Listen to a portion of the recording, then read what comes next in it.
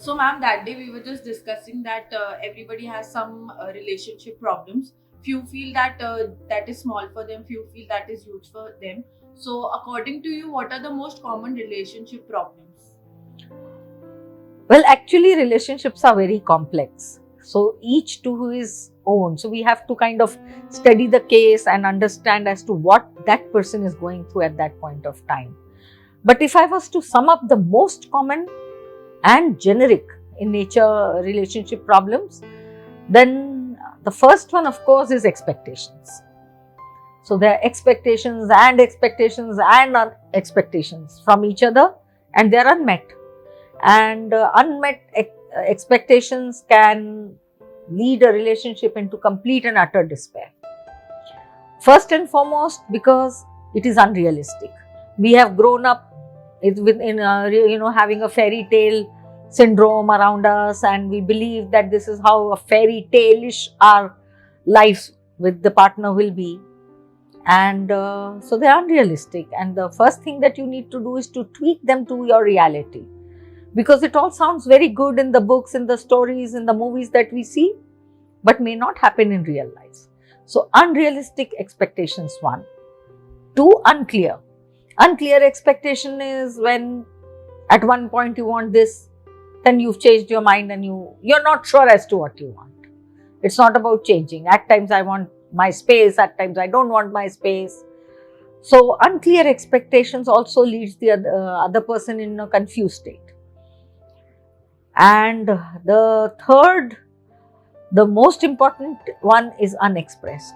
So you have expectations from the partner, but they're silent, unspoken. Now, how do you expect the other person to know that this is what is expected of that person? So I think unexpressed expectations. To sum it, unclear expectations, unrealistic expectations, and unexpressed expectations. And when unmet, can be a big disaster for the relationship. And there is a difference between expectations and demands. As a partner, you can always demand. But the difference between expectation and demand is that expectation is the belief that this is going to happen, while demand is something you order that should be obeyed. And I think this difference has to be understood. So the solution to this is tweak your reality. One, express your expectations. Two, and just sit down and think as to what really do you want. Don't be unclear about it in your mind. So I think this is the most common and stands good for all common relationship problems. The other is, I think the second most common relationship problem is not prioritizing each other. So when you're dating, it's just the two of you with no third party, and then suddenly, soon after marriage, what happens is families get involved, friends, social responsibilities, and each other are never given the priority because there's always something to do. So a quick dinner, rush to your workplace, and then somehow the priority is lost. So that is also disastrous for a relationship. So the solution for this is make time for each other, even when you have so much on your plate, so much to do. But please understand, the other person is the most important person in your life, and please make time and prioritize. This is what the solution for just everything else taking over in a relationship is.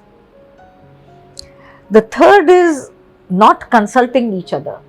So you see, what happens is you've taken a vow to live a life together. So obviously there will be so many things that you need to do in consultation with each other, like each other's, get to know each other's preferences. And when we stop consulting each other, very big decisions and small decisions, everyday decisions, are taken on your own without consulting each other. So what happens is the other party starts to feel ignored, starts to feel left out, and the engagement with each other is broken. And when engagement with each other is broken, then relationship uh, starts to take a downward trend. Instead of getting healthier, it starts to distance out a little.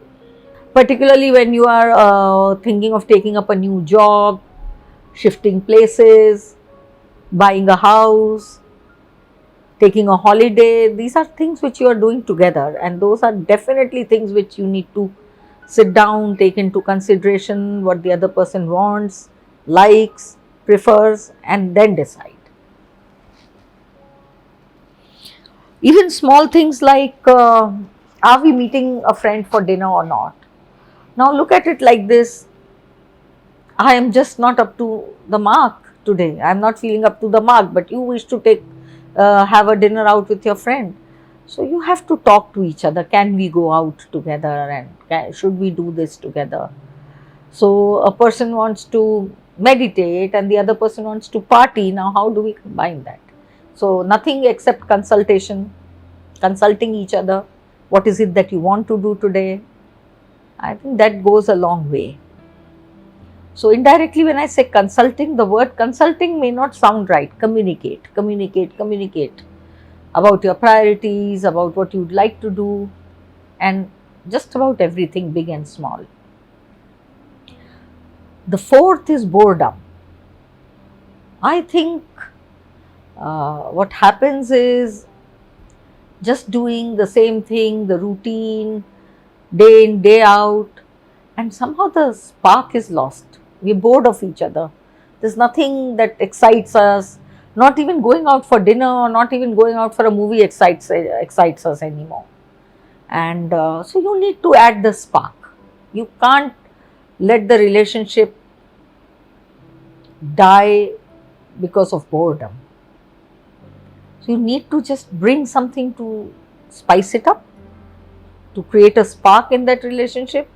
And to my mind, I think making travel plans or pursuing a new hobby together, sing together, dance together, or gym together, and take holidays, because in a new setup, somehow because of the environment changes, the circumstances change, that it brings you a step closer to each other.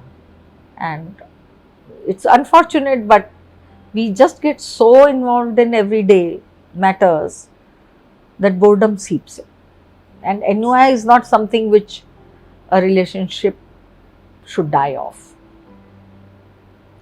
So, just to conclude, once again, unmet expectations, not prioritizing each other, not consulting or communicating with each other openly, and you're bored of each other. I think this applies to practically every relationship problem.